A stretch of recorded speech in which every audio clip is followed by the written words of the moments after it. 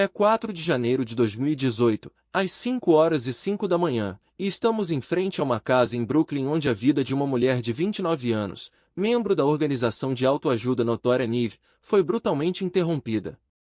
Keith Raniere, o líder da seita e o arquiteto por trás da fachada, supostamente usou sua charme e carisma para manipular seus seguidores por anos. Seus crimes sacudiram as próprias fundações da indústria de autoajuda. Ao olhar para a construção, é difícil não se perguntar o que segredos estão por trás de suas paredes. A quiete da rua suburbana agora é um local de crime.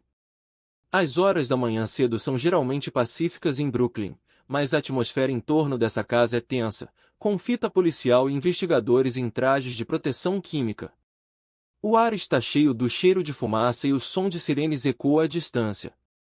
A rua está repleta de vizinhos preocupados, alguns dos quais estiveram conversando com a polícia, enquanto outros tentam entender o que está acontecendo. Um sentimento de insegurança paira sobre a comunidade à medida que a extensão completa das acusações contra Raniere vem à luz. A rua que antes era tranquila agora é um campo de batalha para a verdade. Keith Raniere, um homem na faixa dos 50 anos, é um camaleão que usou seu charme para atraí-lo suas vítimas. Com uma face esculpida e olhos penetrantes, ele exala uma aura de confiança que foi um marco de seu sucesso.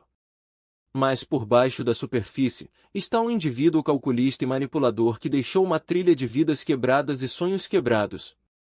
Seus olhos parecem penetrar aqueles com quem ele se encontra, como se estivesse procurando por vulnerabilidades para explorar. Ele é um mestre da sedução, e suas palavras são frequentemente entrelaçadas com veneno. À medida que a investigação avança, sua verdadeira natureza começa a emergir lentamente. Testemunhas afirmam ter ouvido gritos e gritos de ajuda durante as primeiras horas da manhã. Alguns deles relataram ter visto uma mulher saindo da casa, desesperadamente tentando escapar. Outros afirmam ter visto um homem, mais tarde identificado como Keith Raniere, tentando fugir do local. O barulho e a confusão deixaram os vizinhos em um estado de choque e confusão. Eles estão lutando para entender por que uma casa tão comum em uma rua tão comum se tornou o ponto focal de um escândalo nacional. Keith Raniere nasceu em 1960, em Brooklyn, Nova York. Ele é um homem calmo e introspectivo, com uma postura calma, frequentemente descrito por aqueles que o conhecem como carismático e confiante. A vida familiar de Raniere não foi sem desafios, pois seus pais se divorciaram quando ele ainda era um adolescente, deixando-o para navegar o mundo sozinho. Como jovem, os interesses de Raniere estavam nos matemáticos e nas ciências, e ele estudou na Rensselaer Polytechnic Institute antes de perseguir uma carreira em imóveis. Até que ele estava na metade dos 30 anos, Raniere havia construído um império empresarial bem-sucedido, com várias empresas que eventualmente contribuíram para a formação do NIV. O dia a dia de Raniere era uma rotina e disciplina, com cada dia estruturado em uma série de tarefas e exercícios projetados para maximizar sua produtividade e potencial. Ele era um cientista autoproclamado que via o mundo como um sistema complexo a ser estudado e dominado, e sua vida diária refletia essa obsessiva busca por melhoria pessoal. Raniere também era conhecido por ser intensamente inteligente e focado, trabalhando por 18 horas ou mais sem descanso. Ele estava casado com Christine Kieff, uma mulher que eventualmente se tornaria uma de suas principais conselheiras e tenentes no NIV. À medida que os anos passavam, a reputação de Raniere como guru e visionário começou a tomar forma, atraindo uma leal seguinte de estudantes que eram atraídos por suas lições sobre o potencial humano e autoconsciência. A charme e a carisma de Raniere o tornaram uma figura convincente, e muitos daqueles que o conheceram foram atraídos por sua presença calma e autoritária. Ele tinha uma rara capacidade de se conectar com as pessoas de todas as camadas da sociedade, e seu sorriso caloroso e engajador era dito que colocava até mesmo os mais céticos de indivíduos à vontade. Apesar dos aspectos mais escuros de sua personalidade, a liquidabilidade de Raniere era inegável, e muitos de seus seguidores o viam como um mentor, um guia e um verdadeiro amigo. À medida que os anos passavam, a influência de Raniere cresceu, e com ela, a lealdade e a devoção de seus seguidores. Ele era um manipulador mestre, usando seu charme natural e carisma para atrair as pessoas e mantê-las presas. À medida que o poder e a influência de Ranieri cresceram, assim também cresceu sua rede de relações e alianças. Ele se cercou de um círculo apertado de conselheiros confiáveis, incluindo sua esposa Christine e outros membros de alto escalão do NIV. A rede de relações de Ranieri se estendia longe e largo, envolvendo tudo, desde parcerias comerciais até envolvimentos românticos. Ele era um mestre em rede, usando seu charme e inteligência para construir uma vasta e complexa rede de alianças que o serviria bem nos anos seguintes. Mas ninguém sabia que as sementes do declínio de Ranieri já estavam sendo plantadas, e os meses que antecederam o incidente que sacudiria o mundo seriam marcados por uma série de sinais de advertência perturbadores e ominosos que eventualmente significariam um desastre para o homem que havia sido visto como um herói e um visionário. Foi uma manhã de primavera fria em 1998, o distrito capital de Nova York estava banhado por uma luz solar pálida, e as árvores estavam lentamente voltando à vida após um longo inverno. O sol já estava alto no céu, lançando uma luz aconchegante sobre os edifícios da cidade. Mas, em meio a esse cenário sereno, um plano sinistro estava tomando forma. Keith Raniere, uma pessoa carismática e astuta, tinha uma visão para uma empresa que mudaria a vida de seus membros para sempre. Ele fundou o NIV, uma organização de autoajuda que prometia a seus seguidores um caminho para a iluminação e o autoaperfeiçoamento. À medida que o NIV crescia em popularidade, Ranieri começou a recrutar membros de todas as camadas da sociedade, incluindo atores e filhos de ricos e poderosos. Seus seminários e cursos, baseados nos ensinamentos da inquirição racional, pareciam oferecer um sentimento de comunidade e pertencimento a seus seguidores. Mas, abaixo da superfície, Ranieri estava construindo uma seita, usando manipulação e coerção para controlar seus membros. Ele criou uma rede de seguidores que eram leais apenas a ele e que estavam dispostos a fazer o que ele mandasse sem questionar. Com o tempo, o comportamento de Ranieri se tornou cada vez mais errático, e seus seguidores começaram a sentir que algo estava errado. Mas não foi até 2017, quando ex-membros falaram com jornalistas investigativos, que a extensão verdadeira da depravação de Ranieri se tornou clara. Eles revelaram a existência de uma sociedade secreta chamada DUS, onde as mulheres foram forçadas a se marcar com as iniciais de Ranieri, foram obrigadas a gravar confissões falsas e foram forçadas a fornecer fotografias nuas para fins de chantagem.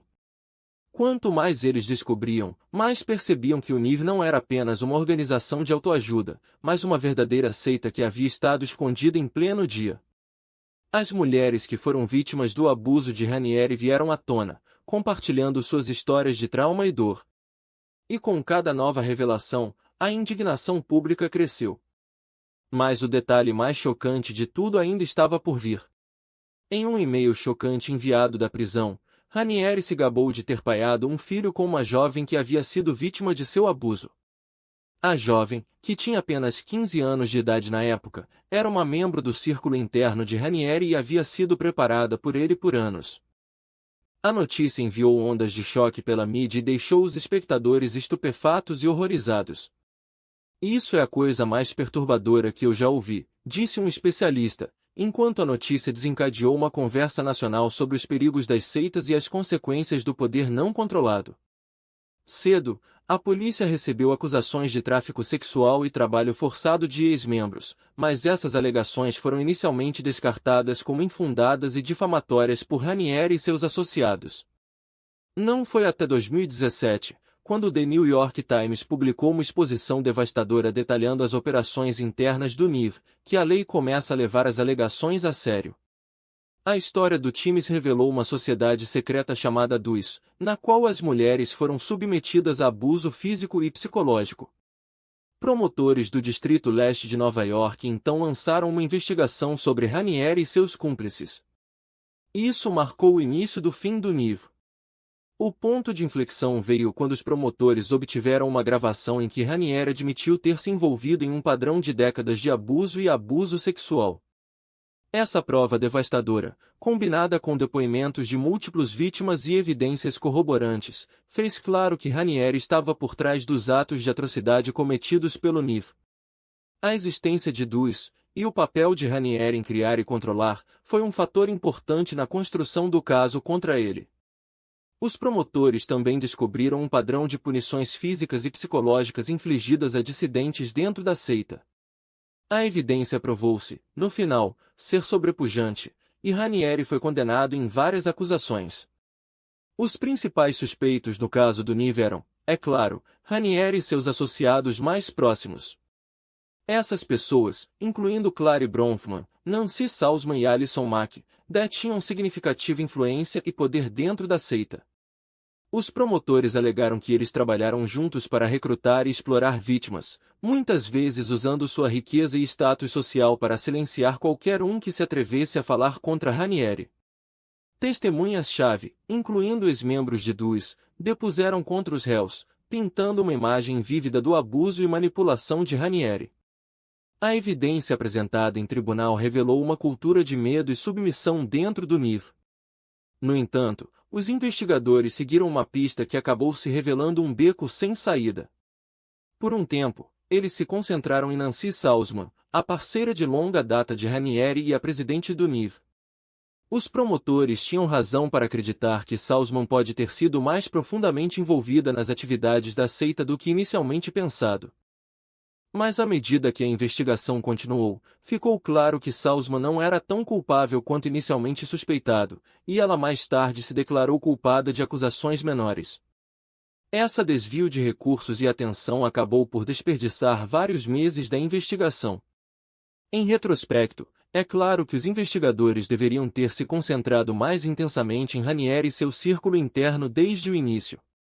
A revelação ou o choque que ninguém previu, veio quando foi revelado que algumas das associadas mais próximas de Ranieri, incluindo Alison Mack, haviam estado usando suas posições de poder para recrutar mulheres para uma sociedade secreta dentro de NIR conhecida como DUS.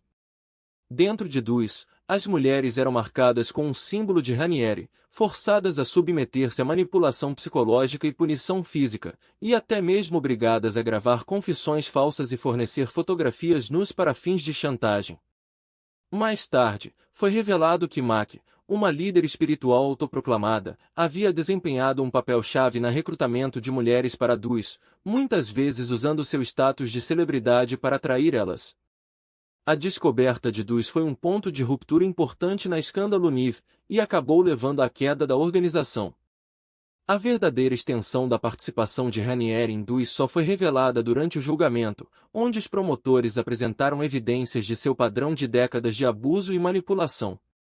A extensão da manipulação e do controle de Ranieri sobre seus seguidores era impressionante, com muitas mulheres relatando se sentirem presas e isoladas dentro da organização. Aquelas que tentaram sair ou falar contra Ranieri foram submetidas a intensa manipulação psicológica, incluindo serem ditas que eram inúteis e que deviam sua vida a Ranieri.